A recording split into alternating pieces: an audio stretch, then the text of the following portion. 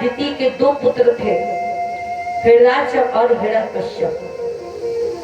आपने कल के प्रसंग में सुना था कि भगवान ने ब्रह्मा जी के नाक का छिद्र से वराह रूप में अवतार लिया और हिरण्याक्ष का उद्धार किया। इनके दूसरे पुत्र हिरण्यकश्यप, इन्होंने दानव राज जंग की पुत्री कयाधु से विवाह किया। विवाह करके 4 पुत्र पैदा किए थे, अनुराग, हेलाद, शैलाद और चौथे पुत्र का नाम है प्रहलाद। ये प्रहलाद भगवान का परम वैष्णव भक्त था, प्रथम श्रेणी का भक्त। राजा परीक्षित को गुरु जी एक बात बताइए, पिता अधर्मी, पापी, अन्यायी, देवद्रोही, और आप कह रहे हैं कि पुत्र भगवान का प्रथम श्रेणी भक्त है। जबकि शास्त्र ये कहती है, आत्मन जायते इति सा आत्मजा, पिता की आत्मा पुत्र रूप में ही जन्म लेती है। और पिता अधर्मी, पुत्र धर्मात्मा कैसे? पुत्र की प्रगति, आचरण, विकास, बुद्धि पिता के आचरण अनुसार होती है। यहाँ वियोग है। और महाराज जी हमने सुना है, पिता के पूरे गुण नहीं, थोड़े बहुत गुण जरूर जाते हैं बेटे से। पिता अधर्मी और पुत्र भगवान का प्रथम श्रेणी का भक्त। हालांकि प्रहलाद जी के जन्म की कथा श्रीमद् भागवत कथा में नहीं है। ये कितने दिन तक अपने माँ के गर्भ में रहे, इसकी भी कोई प्रामाणिकता नहीं है। कितने दिन तक अपने माँ के गर्भ में रहे, इसकी भी कोई प्रामाणिकता नहीं है। लेकिन हिरण्यकश्यप अपने भाई हिरण्याक्ष के साथ अपनी माँ के गर्भ में पूर्ण 100 वर्ष तक रहा है। ये भागवत जी में प्रमाण है। हिरण्यकश्यप और हिरण्याक्ष 100 वर्ष तक अपनी माँ के गर्भ में रहे। 2 प्रमाण श्रीमद् भागवत कथा में है। पहला सुनिएगा कि एक अधर्मी पिता के धर्मात्मा पुत्र का जन्म कैसे हुआ, कैसे हो सकता है। सुनिएगा, कयाधु के गर्भ से जो पुत्र हुआ है वो कयाधु के आहार विहार से ही हुआ है। पहला प्रमाण, जिस समय प्रहलाद के मित्रों ने आश्रम पर प्रहलाद जी से पूछा तो गुरु जी ने काल पात्र में बांधकर काल कोठरी में डाल दिया। प्रहलाद के मित्रों ने पूछा, भैया ये जो तुम ईश्वर का नाम लेते हो ये तुमने कहां से सीखा है? क्योंकि ना तो आपके माता पिता नाम लेते हैं और ना कोई और लेता है। कहां से सीखा तुमने भगवान का नाम?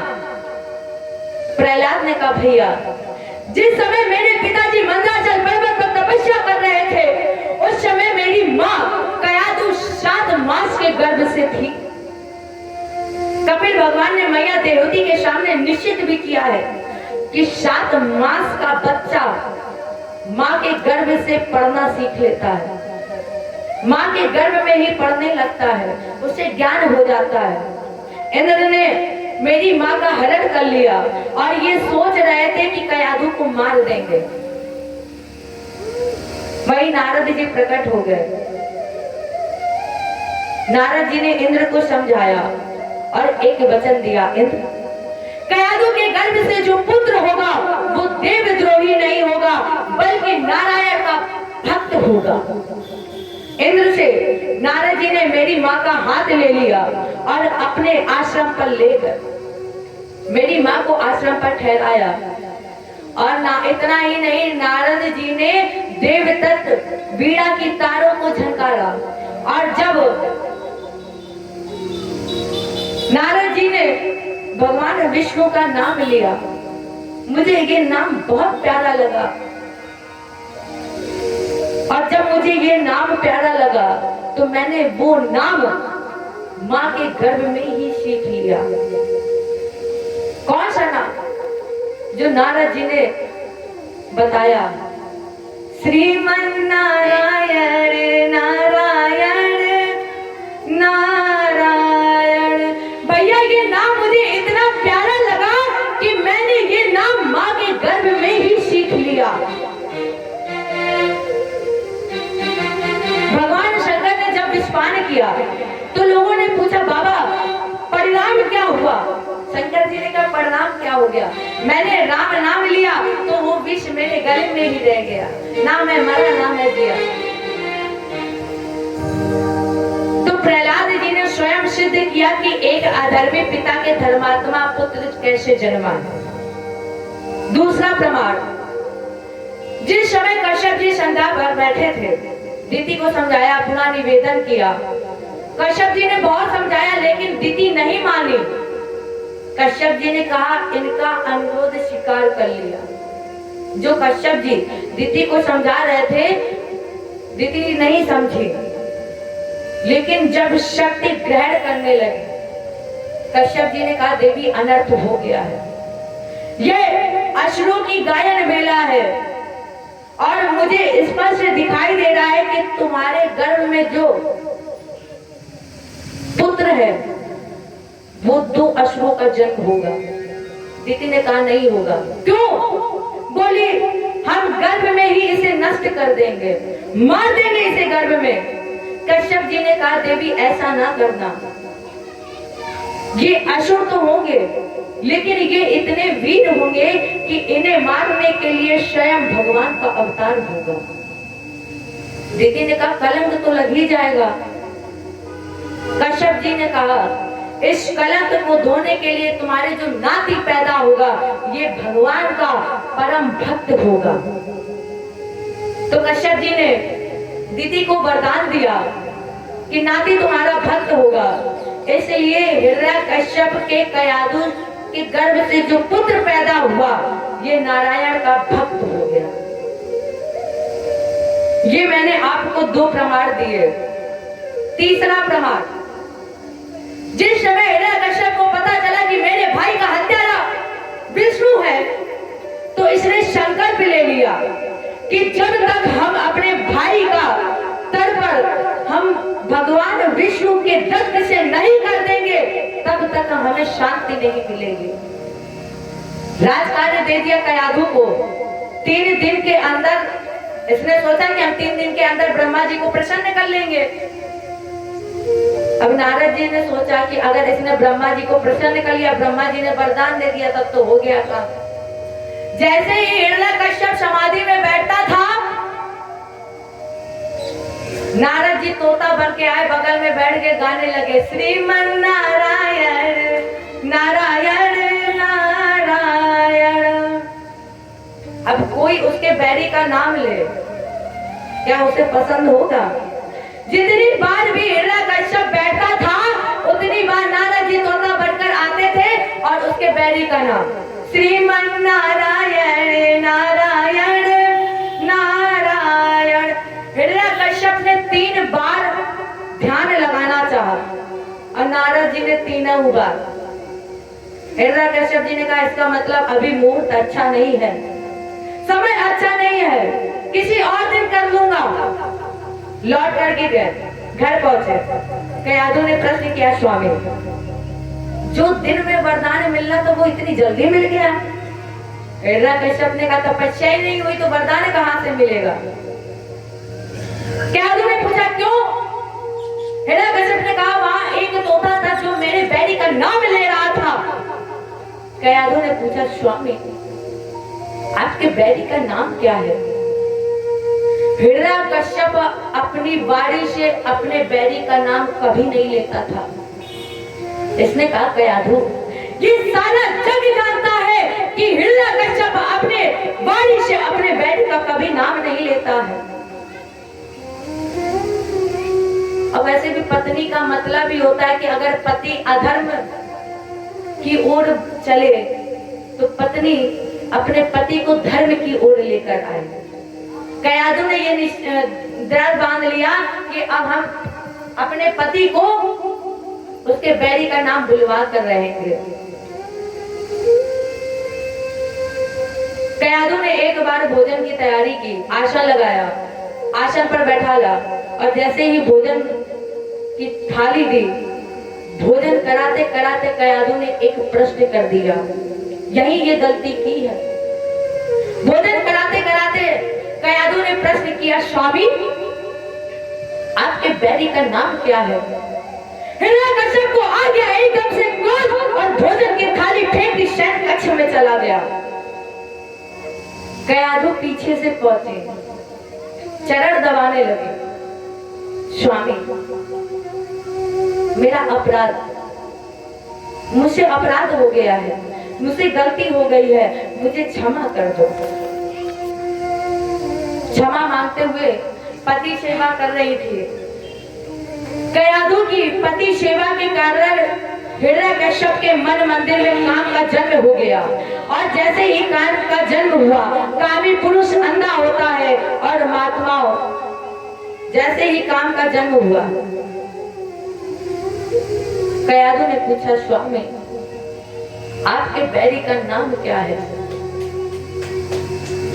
हिरण्यकश्यप को एकदम से क्रोध आया और कहा, सुन, मेरे बैरी का नाम है नारायण नारायण नारायण नारायण नारायण। 101 माला, 108 बार बोल गया, पूरी एक माला।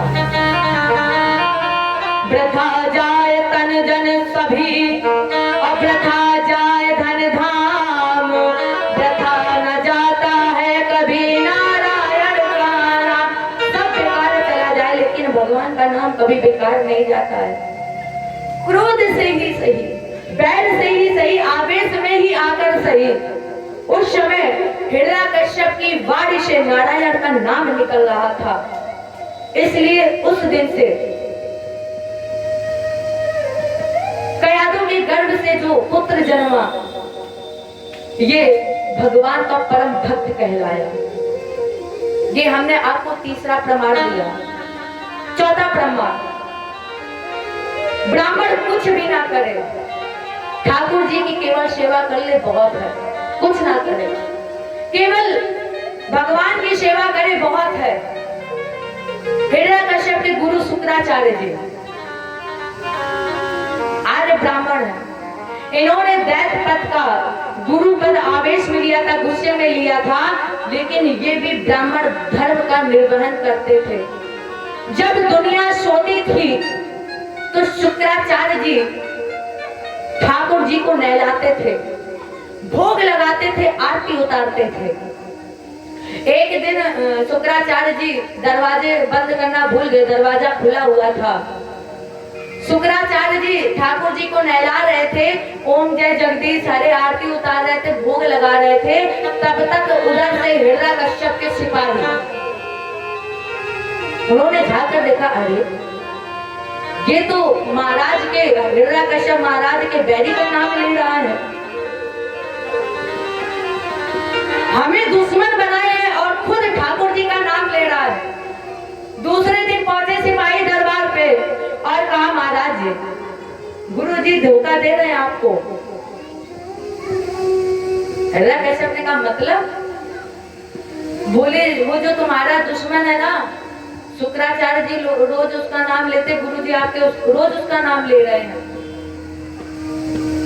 हिरण्यकश्यप ने कहा, देखो कानून सबके लिए बराबर है, अगर मेरे गुरु जी रंगे हाथ पकड़े गए तो उन्हें भी मृत्यु दंड मिलेगा। सिपाहियों ने कहा, तो फिर कल चलेंगे और देखेंगे।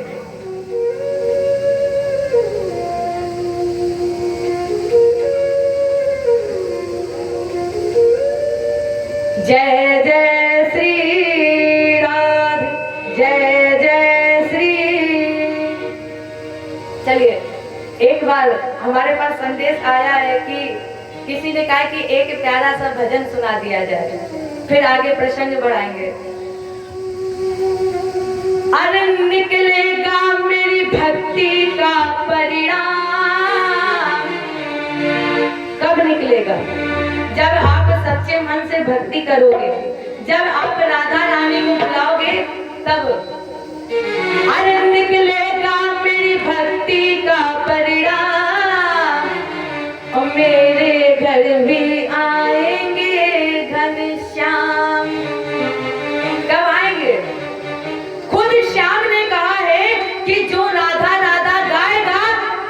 पीछे पीछे हम आएंगे। तो प्यारे एक बार मीठी मीठी तालियों की सेवा के साथ राधा जी का नाम गाते हैं और बुलाते हैं अपने प्यारे प्रभु को। अरे निकलेगा मेरी भक्ति का परिणाम, मेरे घर भी आएंगे घनश्याम।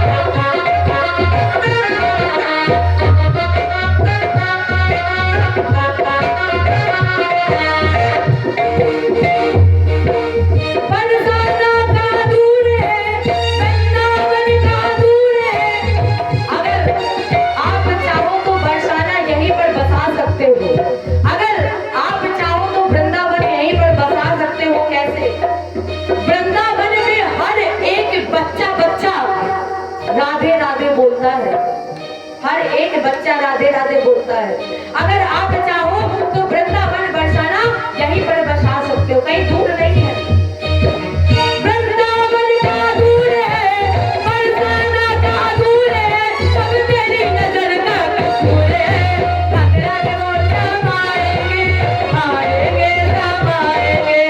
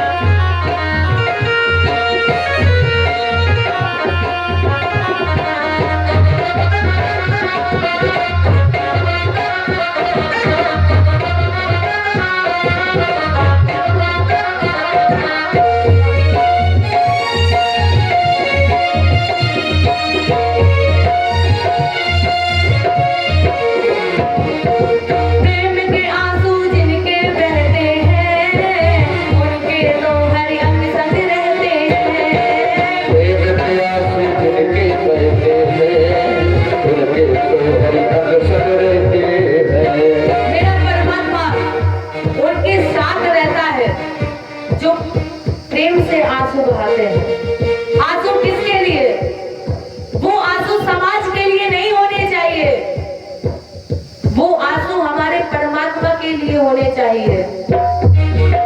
प्रेम के आंसू जिनके बहते हैं उनके तो हर अंग तक रहते हैं।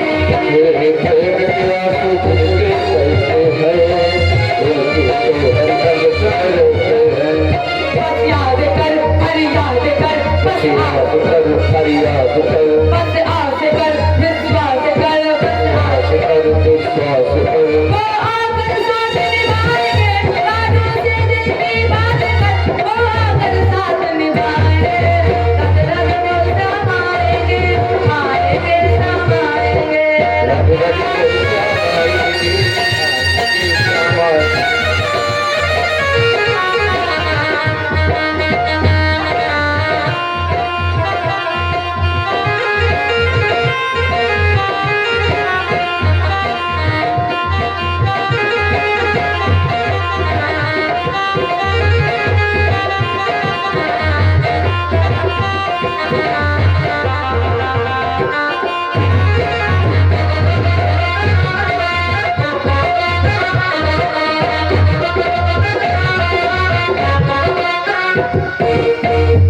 मेरा कन्हैया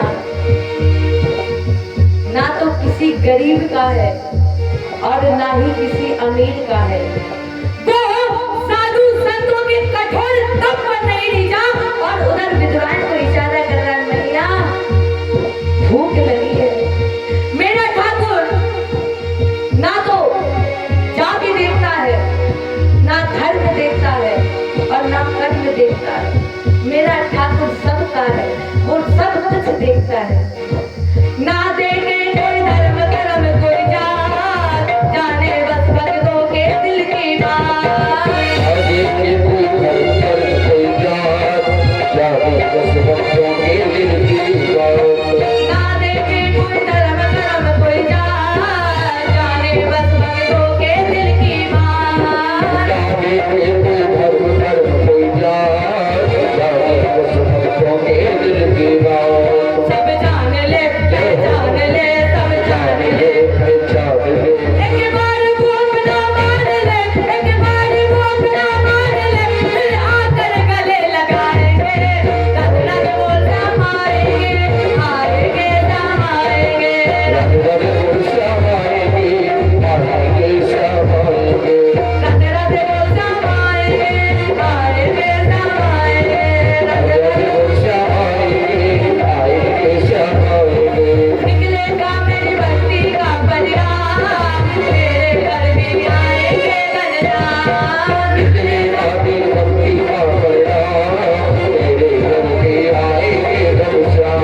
बस याद कर, हर याद कर, बस याद कर, हर याद कर। ना यूं जीवन बर्बाद कर, ना यूं जीवन बर्बाद कर, बीते दिन लौट ना आएंगे, रग रग वो समाएंगे, आएंगे समाएंगे। रग रग वो समाएंगे, आएंगे समाएंगे। रग रग वो समाएंगे, आएंगे समाएंगे। जय जय श्री। ऐसा लग रहा है कि यहाँ पर केवल 2 ही 4 लोग बैठे हैं। जय जय श्री। अब हमें समझ में आया शंकर जी ने आज वर्षा क्यों की है। अरे जब भक्तों के मुंह से आवाज ही नहीं निकल रही है, भगवान ने कहा जब तुम नहीं बोले तो हम ही बरस जाए। एक बार जोर से जयकारा लगाते हुए बोल वृंदावन बिहारी लाल की। अब ये भजन तो हमने भक्तों के कहने पर गाया, लेकिन एक भजन हमें बहुत अच्छा लग रहा है, गा दूं? इसके बाद हम प्रसंग को बढ़ाते हैं, गा देते हैं। हमारे ठाकुर जी का चेहरा जो है कितना प्यारा है। तेरे चेहरे में वो जादू है, क्या जादू है हमारे कन्हैया। एक बार जो हमारे ठाकुर जी को देख लेता है वो वापस लौट कर आने की चाहत नहीं रखता है। तेरे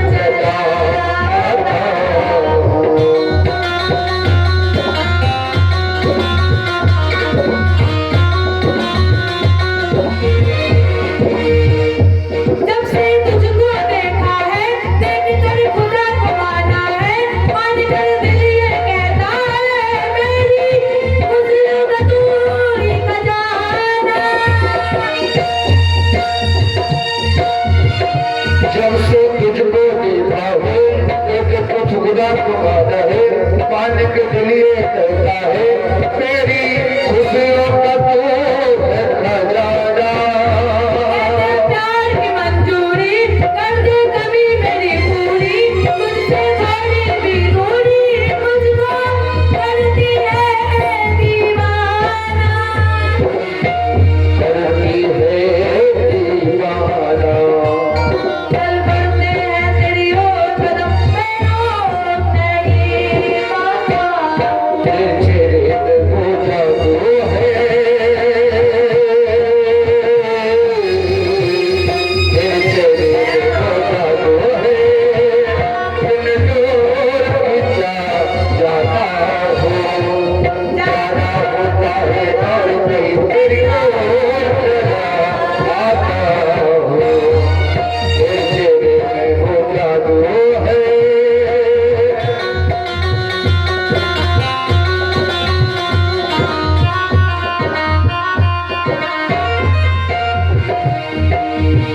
और प्यारे तुम्हारे जो नयन है कैसे हैं, तेरी हिरनी जैसी आंखें, आंखों में है लाखों बातें, तेरी हिरनी जैसी आंखें, आंखों में है लाखों बातें, मन में जीने की प्यास जगाए, अरे जीने की प्यास जगाए। पाना तुझको मुश्किल ही सही, हे ठाकुर मुझे पता है आपको पाना बहुत मुश्किल है, आसान नहीं है। पाना तुझको मुश्किल ही सही, पाने को मचल जाता हूँ, पाने को मचल जाता हूँ। ओ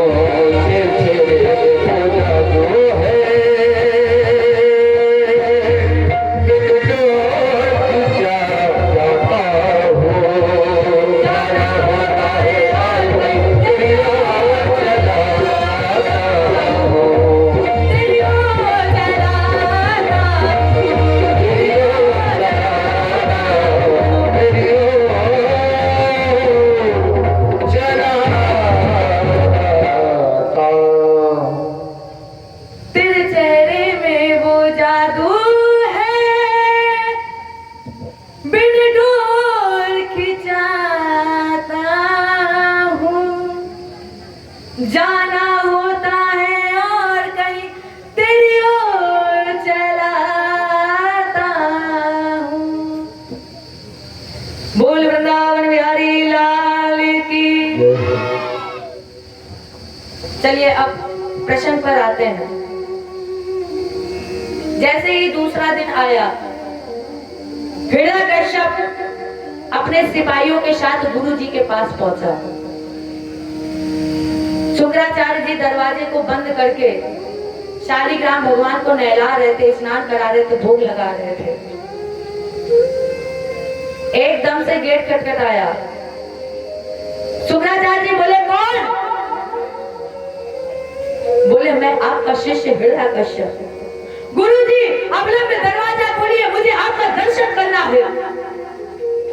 अब शुक्राचार्य जी ने कहा कि अब नहीं बचेंगे, क्योंकि अगर हमने बात मान ली, दरवाजा खोल दिया, तो ठाकुर जी हमारे हाथ में ही है, और हिरण्यकश्यप ने देख लिया तो मुझे मार देगा। और मैंने अगर दरवाजा ना खोली, राजा की बात का उल्लंघन कर दिया, बात ना मानी, और तब भी हम मार दिए जाएंगे, तो फिर अब क्या करें? जल्दी में कोई उपाय नहीं आया, तो महात्माओं के पास एक वो कमंडल होता है, कमंडल जल से भरा हुआ था।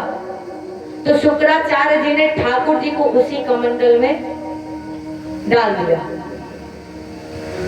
गए, गेट खोला, पहले तो प्रार्थना की, हे ठाकुर जी बचा लेना, आज एक भक्त की आन बान शान पर आई हुई है, इस दिनहीन ब्राह्मण पर दया करना। माँ ने सब कुछ समर्पित कर दिया। और वैसे भी भगवान क्या कहते हैं, तिनकी कराऊं सदा रखवारी, और जिन बालक राखे मातारी। भगवान को कौन से भक्त प्यारे हैं?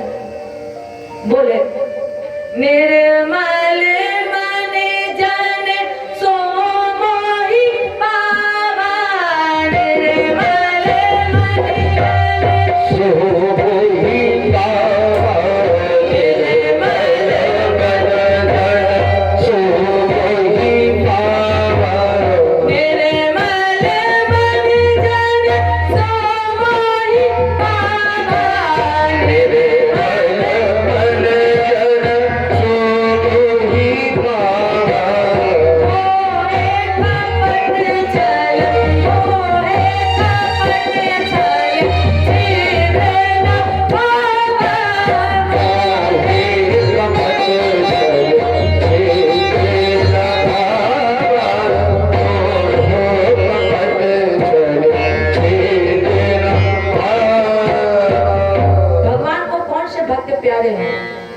निर्मल मन जन सो मोहि पावा, मोह कपट छल छिद्र नवावा। दिल की रक्षा कैसे करता है? जैसे एक माँ अपने बच्चे की करता है। शुक्राचार्य जी ने ठाकुर जी को कमंडल में रख दिया, दरवाजा खोला, हिरण्यकश्यप ने प्रणाम किया, आशीर्वाद दिया। हिरण्यकश्यप ने कहा गुरु जी क्या हो रहा है? बोले पूजा। किसकी पूजा हो रही है? शुक्राचार्य जी ने कहा बेटा जिसकी पूजा जग करता है उसकी पूजा हो रही है। अब हिरण्यकश्यप को तो ये लगता था कि सारा जग केवल मेरी पूजा करता है। अब हिरण्यकश्यप को आ गया अभिमान। देखो भगवान अपने भक्त को बचाने के लिए ना जाने कितने दाव रखता है। रावण ने विभीषण से कहा विभीषण तुम्हें शर्म नहीं लगती है? मेरी लंका में रहता है, मेरी टुकड़ों पर पलता है, मेरा नमक खाता है और मेरे बैरी मेरे दुश्मन का नाम ले रहा है। विभीषण ने कहा कौन कहता है कि मैं आपके दुश्मन का नाम ले रहा? रावण ने कहा अच्छा 24 घंटे राम राम करते हो और तुम कह रहे हो कि कौन कह रहा है? 24 घंटे मेरे बैरी का नाम लेते हो। विभीषण ने कहा कि आपको कोई गलत फहमी हो गई है, मैं राम नाम नहीं लेता। फिर क्या करते हो? बोले अगर लंका में कोई सच्चा भक्त है तो वो आपका ये विभीषण है। रावण ने पूछा कैसे?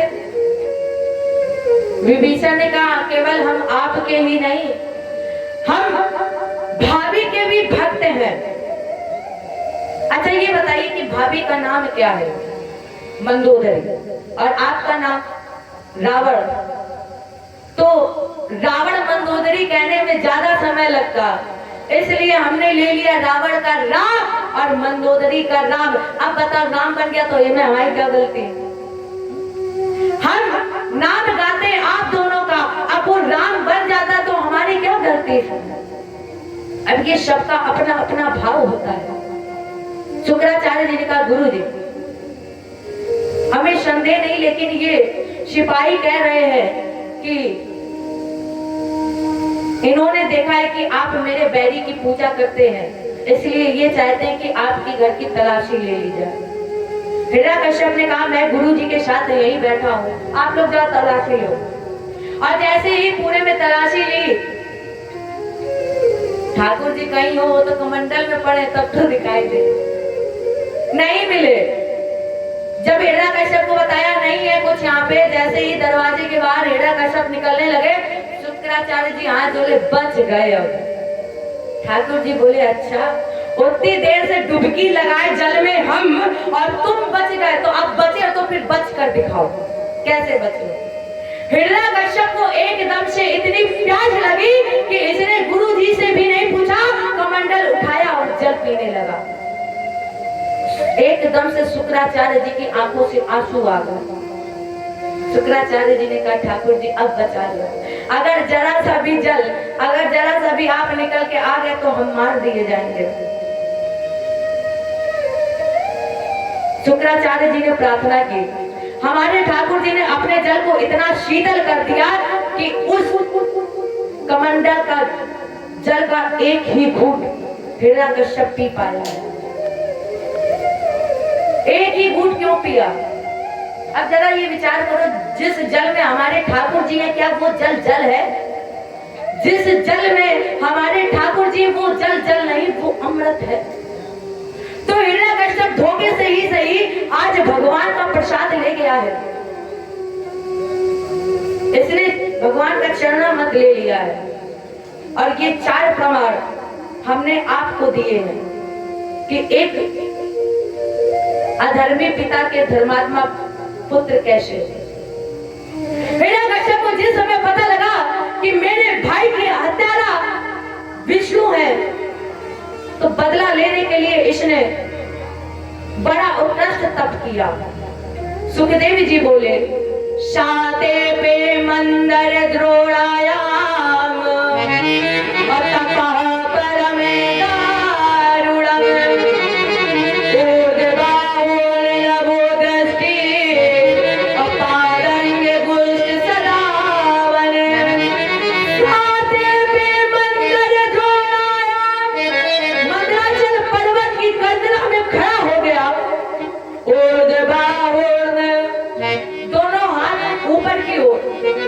नभो दृष्टि, आकाश को अपलक निहार रहा था, केवल अपने पैर के अंगूठों पर खड़ा था। कितने दिन के लिए खड़ा हुआ? कम से कम 10,000 वर्ष के लिए। और जब 10,000 वर्ष के लिए ये खड़ा हो गया तो इसके शरीर में दीमक लग गई। दीमक मिट्टी के सहारे सहारे बाज की जड़ या बाज की कोठियों के बीच में बंद हो गया। इसने कठोर तपस्या की, ब्रह्मा जी प्रकट हुए, लेकिन ये दीमक झाड़ियों में बंद था तो ब्रह्मा जी को दिखाई नहीं पड़ रहा था, कहीं नजर नहीं आ रहा था, क्योंकि ये दीमक मिट्टी के अंदर था, बाज की झाड़ियों में। तो ब्रह्मा जी ने कमंडल में जल लिया और जैसे ही जल लेकर छोड़ा, हिरण्यकश्यप पूर्वक प्रकट हो गया। ब्रह्मा जी ने कहा, उत्तिष्ठो उत्तिष्ठ भ्रंदन्ते। अरे कश्यप नंदन हिरण्यकश्यप, बल मांग लो। हिरण्यकश्यप ने नेत्र खोले, प्रणाम किया। ब्रह्मा जी ने कहा, मांगो, हम प्रसन्न है। हिरण्यकश्यप ने कहा, महाराज जी, हम जो मांगेंगे वो मिलेगा? ब्रह्मा जी ने कहा, मांगिए। हिरण्यकश्यप ने कहा, हम ताऊ के मरे न मारे, वरदान दीजिए कि हम किसी के मारे ना मरे। ब्रह्मा जी ने कहा, बेटा ये तो हो ही नहीं सकता है, ये तो हमारे पास भी नहीं है, तो हम तुम्हें क्या दे सकेंगे, इसलिए कुछ और मांगो। हिरण्यकश्यप इतना बुद्धिमान था, कहा, महाराज जी तो फिर वरदान दीजिए। क्या? ना भूमो ना अंबरे अमृतुर्रणय मृगेरपि। हमें वरदान दीजिए, ना भूमो, ना भूमि में, ना आकाश में, ना दिन में, ना रात में, ना पाताल में, ना भूखे में, ना गीले में, ना सूखे में, जिंदा से ना मुर्दा से। इतना ही नहीं, ना अस्त्र से ना शस्त्र से 12 महीने किसी भी महीने ना मरे। ब्रह्मा जी ने कहा, ये बता, अमृत में बाकी ही क्या रह गया? सब कुछ तो मांग लिया। हिरण्यकश्यप ने कहा, बाबा आप वरदान देना चाहते हो तो दो, वरना फिर हम तपस्या करें। ब्रह्मा जी ने कहा, तुमने इतनी कठोर तपस्या की, हम प्रसन्न है, अब तुमने वर मांगा इसलिए जाओ तथास्तु। ब्रह्मा जी ने वरदान दे दिया और जैसे ही इसे वर की प्राप्ति हुई, आकर के सिंहासन पर बैठ गया। पहला आदेश दिया, ना अष्टभ्यम न दातभ्यम और ना होतभ्यम ध्वजा क्वचित। जितने भी वेद वादी ब्राह्मण संत सब कान खोलकर सुन ले, आज के बाद कोई चंदन नहीं लगाएगा, यज्ञशाला में धुआं नहीं उठेगा, मंदिर में प्रतिमाओं का खंडन कर दिया जाए, गौ हत्या कर दी जाए। और जब वैसे भगवान का अवतार कब होता है? जब अधर्म बढ़ जाता है। शुक्राचार्य जी के 2 पुत्र शंग और अमरशन्नामत, दोनों को मिलाकर कहा जाता है। हिरण्यकश्यप ने देखा कि अब मेरा पुत्र पढ़ने के योग्य हो रहा है, तो इन्होंने शरणागत जी के पास पढ़ने के लिए भेजा। अब जरा सभी गुरु जी इधर उधर हो जाते थे, तो प्रहलाद सबसे आगे खड़े होकर सभी बच्चों को पढ़ाते थे। और प्रहलाद जी ने क्या कहा है? लिखो पाठी में नाम और पढ़ो पोथी में नाम, और श्री राम जय राम जय जय राम। सारी कक्षा के विद्यार्थी ताली बजाकर गाया करते थे। केवल विद्यार्थी ही नहीं, केवल प्रहलाद ही नहीं, केवल प्रहलाद के मित्र ही नहीं, फिर बोले ध्वनि से पूरित हो गया और विद्यालय सुविधाम, और ईट ईट रटने लगी नारायण का नाम। प्रहलाद के साथ उस विद्यालय की ईट ईट नृत्य कर रही थी। और जैसे ही शरणागत जी ने देखा कि ये अपने पिता के बैरी का नाम ले रहा है, शरणागत ने बात पकड़ी और ले गया हिरण्यकश्यप के पास। हिरण्यकश्यप ने देखा कि मेरा बेटा आया है। हिरण्यकश्यप ने पूछा, बेटा कौन सी कक्षा में पढ़ रहे हो? बेटे ने कहा, पिताजी पहली कक्षा में। क्या पढ़ा? श्री राम जय राम जय जय राम और श्री राम जय राम जय जय राम। और जैसे ही इसने बैरी का नाम लिया, पिता ने उठा के नीचे कर दिया। कहा सेनापति से, ले जाओ इसे मेरी आंखों के सामने से। सेनापति जी ने समझाया, बेटा तुम्हें पता है ये कौन है जिसका तुम नाम लेते हो? तुम्हारे चाचा का हत्यारा है। प्रहलाद ने कहा, गुरुजी राम न मारहि काहू को और ना हत्यारा राम, और आप ही ते मर जाते हैं कर कर खोटे काम। गुरुजी मेरा राम किसी को नहीं मारता है, वो तो जन्म देता है। व्यक्ति मरता है अपने कर्मों से। गुरुजी ने समझाया, हिरण्यकश्यप प्रहलाद नहीं समझा। प्रहलाद भगवान का नाम गाता रहा। और अब की बार जब फिर प्रहलाद को लेकर हिरण्यकश्यप के सामने रखा, हिरण्यकश्यप ने प्रहलाद को गोद में लिया। कहा, बेटा कौन सी कक्षा में पढ़ रहे हो? बेटे ने कहा, पिताजी 9वीं कक्षा में। क्या पढ़ा? श्री राम जय जय राम और श्री राम जय जय राम। जैसे इसने नाम लिया, हिरण्यकश्यप ने फिर प्रहलाद को कहा, बेटा ये तुम जिसका नाम ले रहे हो ना, तेरे चाचा का हत्यारा, बंद कर दो। प्रहलाद ने कहा, पिताजी व्यर्थ में जीवन मत गवाइए, मेरा नाम किसी को नहीं मारता है। प्रहलाद जी ने कहा, पिताजी संसार की ऐसी विचित्रता है और जिसे आना पड़ा उसे जाना पड़ा, और धन दौलत में जिन देखा सुखी और किसी काल उन्हें भी पछताना पड़ा। और ध्यान में न ऐसा कोई पुष्प खिला और जिसे खिल करके ना मुरझाना पड़ा। पिताजी संसार की ऐसी विचित्रता है और जिसे आना पड़ा उसे जाना पड़ा।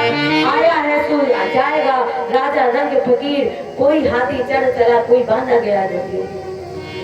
पिताजी मेरा राम किसी को नहीं मारता है। हिरण्यकश्यप नहीं माना।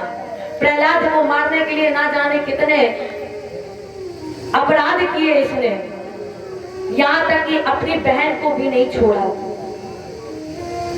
अपनी बहन को अग्नि में बैठाया प्रहलाद को लेकर। लेकिन प्रहलाद वो भक्त था कि प्रहलाद नहीं जला और होलिका जल गई। तभी से शायद होली पर्व मनाया जाने लगा। तो हिरण्यकश्यप ने प्रहलाद की पकड़ी बांह और ले जाकर खंभे के सामने खड़ा कर दिया। हिरण्यकश्यप ने कहा, प्रहलाद क्या तेरा राम इस खंभे में भी है? लेकिन हिरण्यकश्यप भूल गया था, जान को राके शाहिया मार सके ना कोई, बाल ना बाका कर सके चाहे सब जगह बैरी हो। प्रहलाद से पूछा हिरण्यकश्यप ने, प्रहलाद क्या तेरा राम इस लोहे के खंभे में भी है? प्रहलाद ने कहा, पिताजी बात ये नहीं है कि राम है कि नहीं है, इस खंभे में है कि नहीं, बात ये नहीं है। अरे मेरा राम तो कड़ कड़ में है, और जब वो कड़ कड़ में है तो फिर इस लोहे के खंभे में भी है।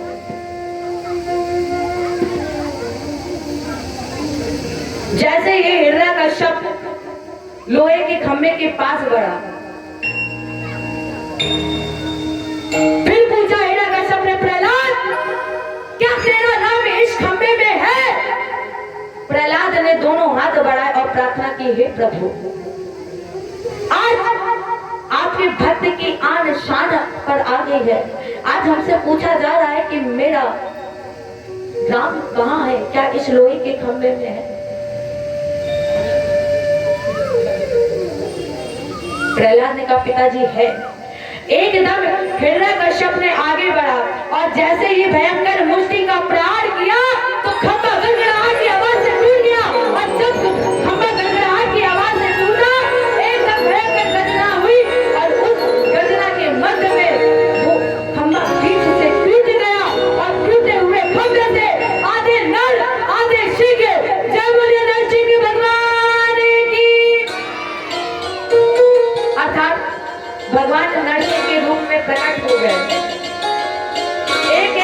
पूर्ण हुआ। भगवान ने हिरण्यकश्यप को अपनी जंघा पर बैठाला लिटाया और अपने दोनों नाखूनों से बीच से चीर दिया। अब इधर प्रहलाद कांप रहा था, खंबे के पास पीछे छुपकर रो रहा था। नरसिंह भगवान को सब कोई दिखाई दे रहा था, लेकिन प्रहलाद नहीं दिख रहा था।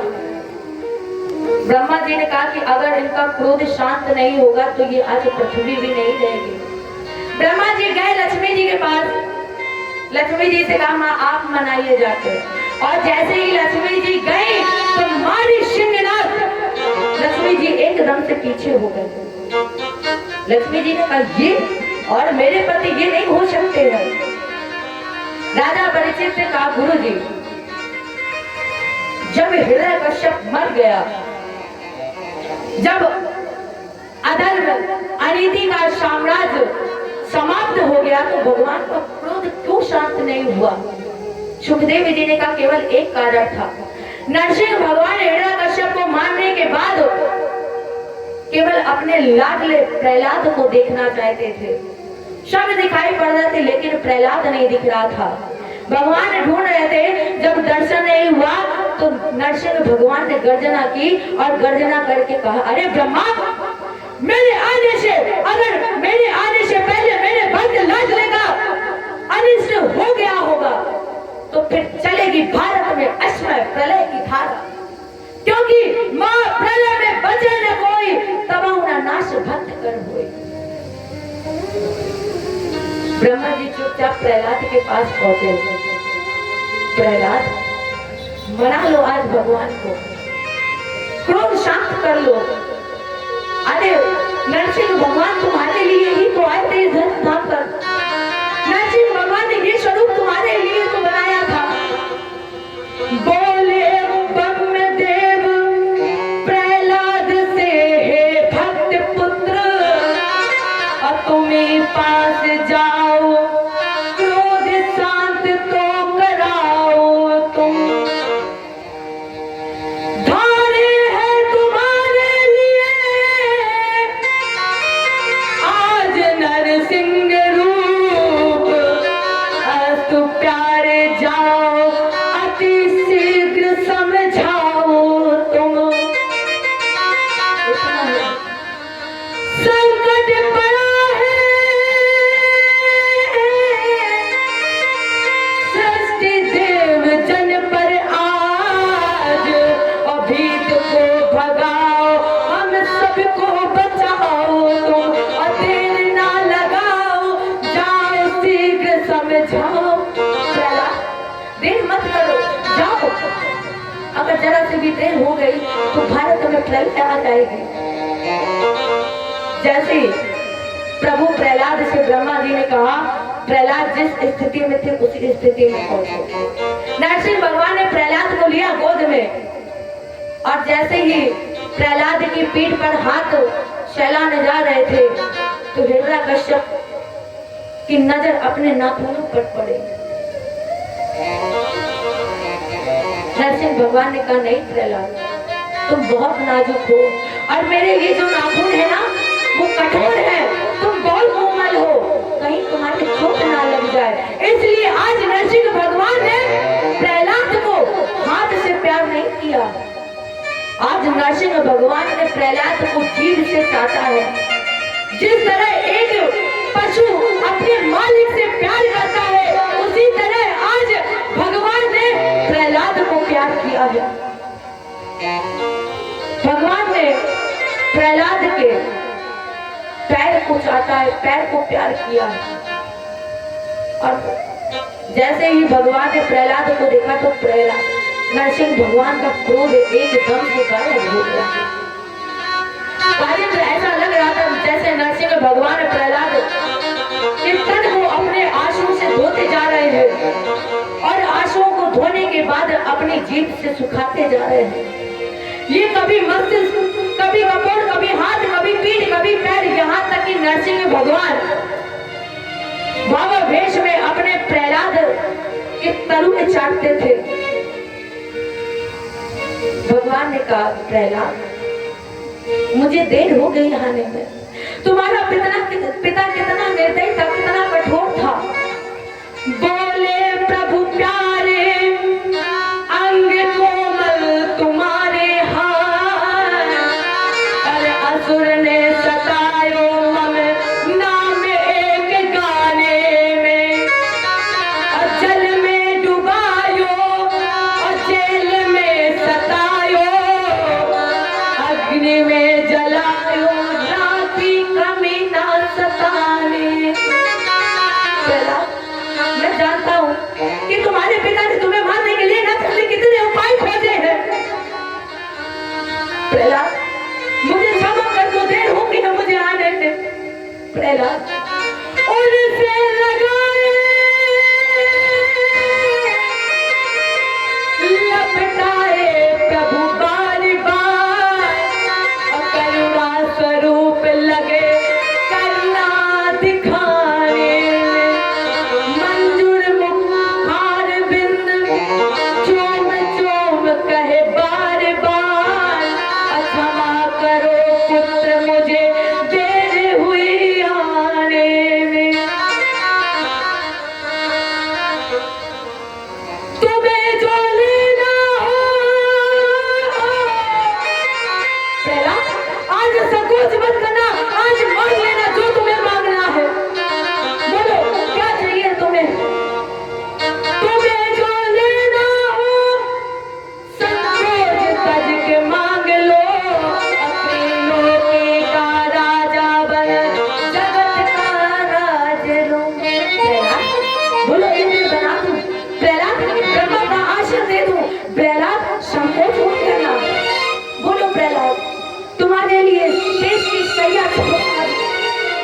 बोलो प्रहलाद, तुम्हें बैकुंठ पति बना दूं। प्रहलाद तुरंत भगवान की गोद से उतरा, चरणों में लिपट गया। ठाकुर जी, मुझे कुछ नहीं चाहिए, केवल आप अपने चरणों से दूर मत जाना। ठाकुर जी, मैं परीक्षा देते थक गया हूँ। ठाकुर जी, अब मेरी परीक्षा मत लीजिए। रोया दीन होके प्रहलाद प्रभु पैर गई, अब बोला मेरी नाथ ये परीक्षा न लीजिए। मांगने का लोभ कोई छुड़ाते हो भुला के पैर, और परिज बने की भक्ति गति मत कीजिए। कामना यही है, कामना यही है, अल्लाह कामना रहे कोकुल, दीजिए हमें तो प्रभु यही वर दीजिए, यही वर दीजिए, यही वर दीजिए। ठाकुर जी, अगर आप कुछ देना चाहते हैं तो अपने इस अभागे प्रहलाद को, अभी जिसे ठाकुर जी मिल जाए और वो अपने आप को अभागा कहे कैसे? ठाकुर जी, अगर तेरे इस लाडले प्रहलाद के हृदय में अगर कोई मांगने की कामना शेष रह गई हो तो वो कामना ही मर जाए। कामना यही है, अल्लाह कामना रहे कोर, दीजिए हमें तो प्रभु यही वर दीजिए।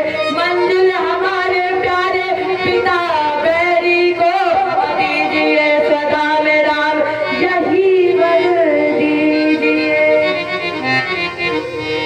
भगवान के मुख से अनायास निकल पड़ा, धन्य है पितृ भक्त प्रहलाद, ना भूतो और ना भविष्य के।